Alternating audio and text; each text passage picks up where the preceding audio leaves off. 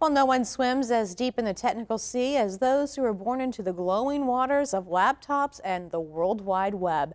As Oklahoma families go on vacation this summer, parents may be perturbed by the teen in the backseat who is miles away in the texting Ethernet.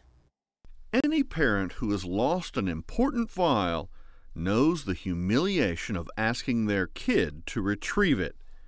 So how did the tables turn? It's just kind of like how we've adapted into this new lifestyle. It's just easy for us. It kind of clicks with us. With older people, they're just not used to that kind of thing, and I think it's just harder for them to figure it out. It was old people who invented the technology. It's just that kids are more comfortable with it. Certainly the fact that this is something that they've been exposed to their whole lives.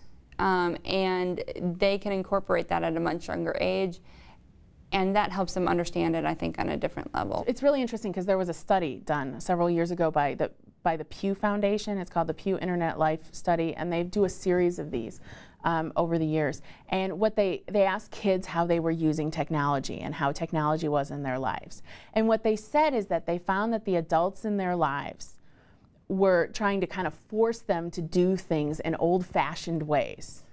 And that, you know, like at school there was blocking programs that kept them from going to the websites that they used to do their homework. And they kind of said, hey, you know, we can do our homework a lot faster at home because we can use the internet the way we want to. Because it's only been the past 10 or 15 years that this phenomenon has even been in existence, I don't think that we have really good long-term data in terms of what it does for children or how it affects them. Certainly we know that some things have immediate negative consequences.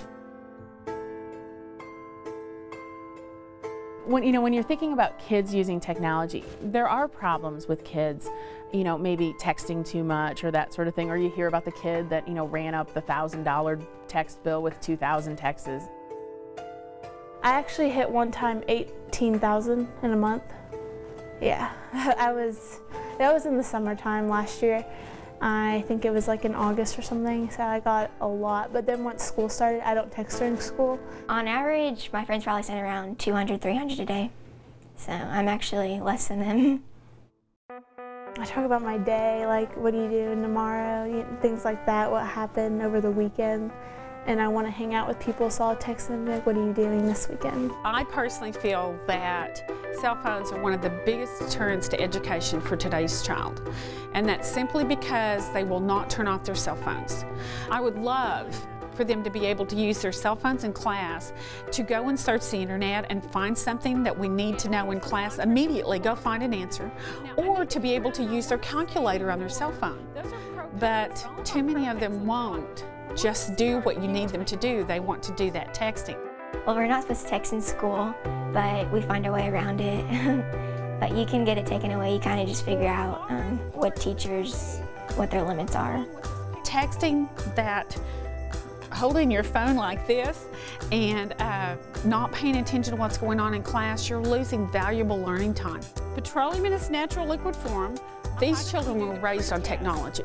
They were 16 years ago, if we look back where we were at, and they've always had a television in their home. They've always had cell phones. Those have always been around for these students. Technology and what they learn and what they do in life is going to be almost inseparable. While it's true that teens text at twice the rate of adults, they face new pressures that their parents didn't, from cyberbullying to online predators. But the core elements of high school life are the same today as they were 20 years ago. Friends, family, and the future. There's just more typing.